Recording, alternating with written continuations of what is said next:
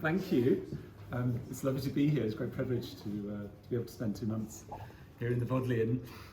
So as Chris said, I work on music, medieval music, music of medieval Christian communities in Western Europe, which effectively means Gregorian chant, for want of a better term. And I'm sure you've all heard of this tradition, but what makes it so amazing to study was a few things. One is the simple fact that everybody sang it everywhere, the same texts, the same tunes, on the same days, across Europe, in small parishes, in large cathedrals and monasteries. So that has always blown my mind to think about how that was sustained for 800 years or more, before the age of print, through very healthy memories and writing technologies. The other thing that fascinates me is the way in which the corpus was continually added to. So although the sort of central kernel of Gregorian chant might be 2,000 to 3,000 compositions, it's been estimated that maybe 30,000 more were written in different places across Europe during the Middle Ages. The premise of my fellowship here is really a very straightforward but rarely voiced observation, and that is that the vast majority of pieces of music composed for worship in the Middle Ages were composed not to be sung by day, because everyone's busy by day, but by night. And a lot of things happen at Vespers, which you might have heard of, which happens at dusk, and then quite a lot more happens at Lauds, which is at daybreak. But most of it is happening in the night, in the service known as nocturnes or the night office, or today, matins. This book here is a breviary, which despite the name is a very big book because it tries to communicate all of the chants and necessary texts for the office. I would estimate, back of envelope calculation, that 2/3 of that book would be used at night, and the remaining 1/3 at Vespers and Lauds, and almost nothing in there is for use by day. It took me 10 years of studying this to sort of have that light bulb moment. It's kind of weird, and there's so many things you can think about once you factor night into the equation. Things like, let me look at my notes. What else do I want to talk about? Straightforward logistics. How do you see a book by night? How do you know when to wake up? All sort of questions like that I am exploring in my research. There are various physiological implications that sort of come out of current study of sleep and night that I'm interested in. What does it feel like to wake up at 4 a.m. and sing for 2 hours? And then there are obvious theological implications to singing by night. All of these texts take on new meanings. And so on and so on and so on. What I'm trying to do here in the 2 months of my fellowship is to think very straightforwardly about how this service was put together. How is it experienced in performance? And that sounds like a straightforward question, but it's quite hard to answer. First, because the night office was axed at the Reformation, and people had long since been sort of trying to give it up before then because it was hard work. So there's not that continuity of knowledge that we have, say, for the Mass, the Eucharist. Continuity of experience and habit. Another reason is that books like this, that purport to contain all of the offices, in fact, they only contain the texts that change every day. So, this is a special occasion, we're going to sing this tune, this text. Everything that is ordinary and normal and quotidian is not, by and large, recorded in these books. So there's a lot of gap filling, and it requires a certain amount of ingenuity to work out how it all fits together as a whole. And that leads me to this example, which is one among many. I've just picked it out in part because the opening is neat. But on your left is the end of a calendar page. This is also a breviary, so another book of office texts. But here is a spare piece of parchment where somebody's added a couple of hymns, and one of them is undoubtedly a hymn for singing at night. It's well known, but it's probably a local tune called Nocte Sorgentes, so getting up by night. And then after it, in a different hand, a selection of blessings for the people who read the lessons by night. There were the vast, most of the night office was reading texts, the Bible, Lives of Saints, and the like. These blessings happen before every reading, but they never get included in these breviaries. You only find them on the fringes of books. So that's a neat example of how you sort of, one can piece together the evidence.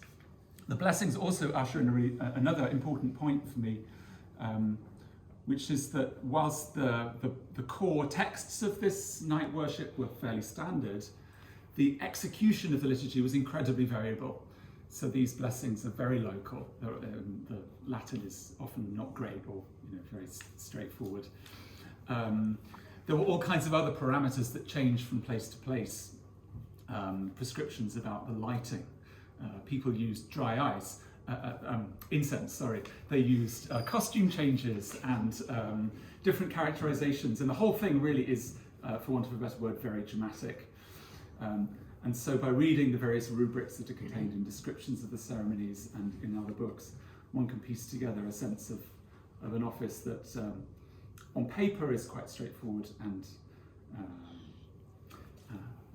uniform, but in practice was incredibly lively and creative and multi-sensory. Now, why did I include this book? Okay, so this is another example of local creativity within the office. So when you see it on the right-hand side is a responsory. That's one of the largest chants that's sung by night. On a big feast, you'd sing 12 of those. It can take sort of 4 to 5 minutes, maybe longer, to sing each piece. Multiply by 12, you're getting an idea of how extensive this service is. But on the next page, which is really nice, you can see an accretion to this responsory. So a new piece that has been composed to insert into the chant to make it even bigger, even more festal, even more special to the locality. This book is from Dublin. I haven't gone so far as to work out whether this is an Irish composition specifically, but it's a new addition to the canonical liturgy. So wouldn't it be nice to perform something like this? Well, I've been in conversation with New College, who've kindly offered to help me put together a liturgy, so we can try stuff out, because really that's the best way of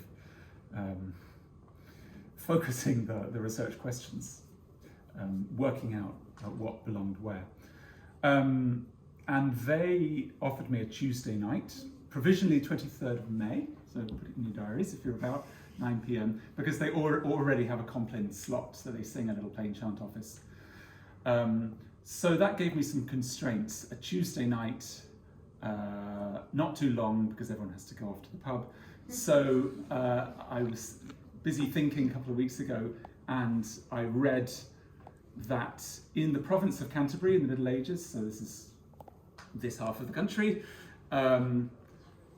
from 1398, it was customary for Tuesday nights to be Becket Night. So everyone would sing a little short Becket office. And it just so happens that the Archbishop's decree saying that Tuesday night is Becket Night is right here in the Bodleian, so I've called up that text. And what's really nice is that although the decree is very long, someone's actually written in the margin, Commemoratio Sancti Tome. So someone made a note of that particular detail. So New College founded in 1379. So this is a decree from 1398. This is the same period. So who knows? It's not in the statutes of New College, but they may well have done this every Tuesday in honour of Becket. It's entirely fictitious, by the way, to sing a night vigil before bed. So apologies in advance for that.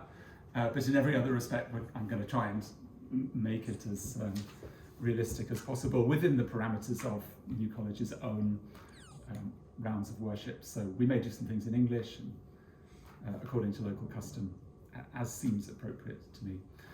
Final thing to show you is this printed edition of the Tuesday night Thomas commemoration. let me back up. This simply says have special services in honour of Thomas on a Tuesday. Doubtless people sang a mass for Thomas, but in terms of the liturgical texts and music, guess what? It was at the night office that most of the action happened. Not the sacramental action, but the singing and praying.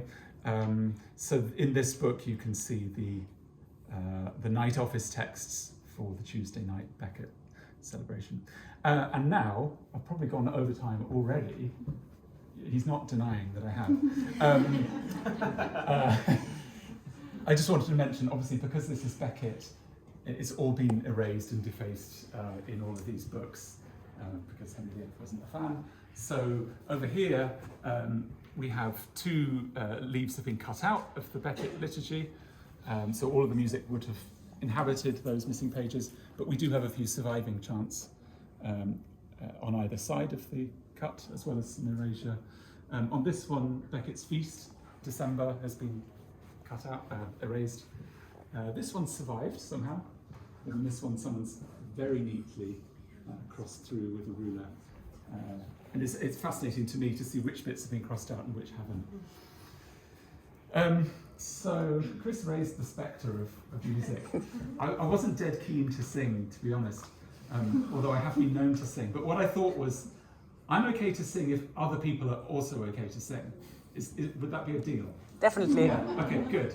So what I thought we could do is sing this addition that has been composed into a Becket piece locally, perhaps in Dublin, perhaps somewhere else. And it's called Clangat Pastor, and it's really easy for you guys because it's a call and response.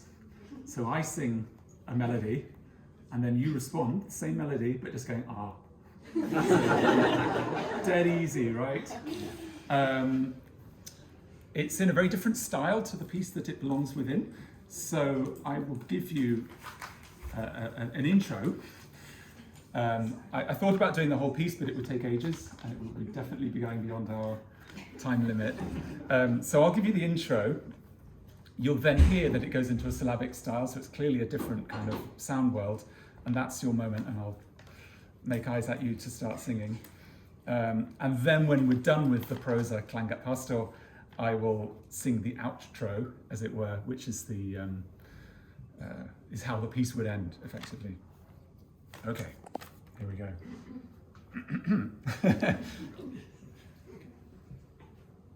And by the way, you can look at the manuscript if you like, or you can go by ear, up to you. It's you'll see the R bits because there's no text. Okay. Celum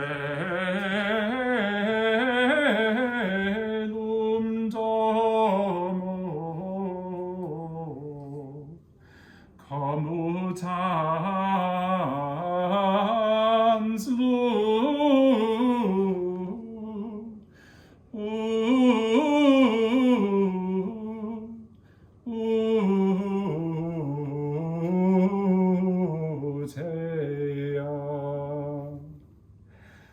Clangat pastor intubactor conea,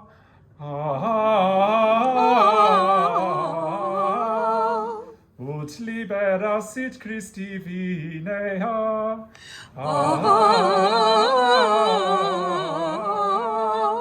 quam assum sit sub canis trabea,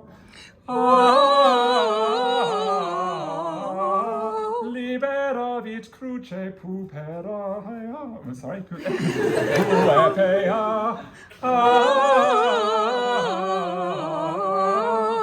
ad vessatrix ovis eronea,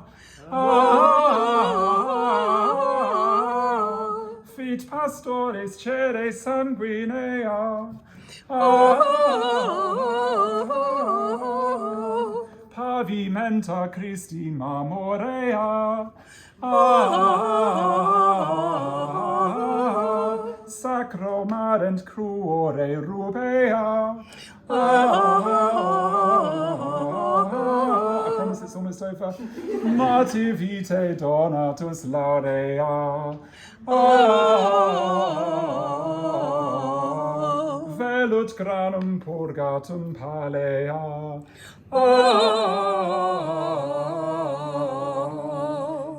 divina transferta aurea, celum domo, commutans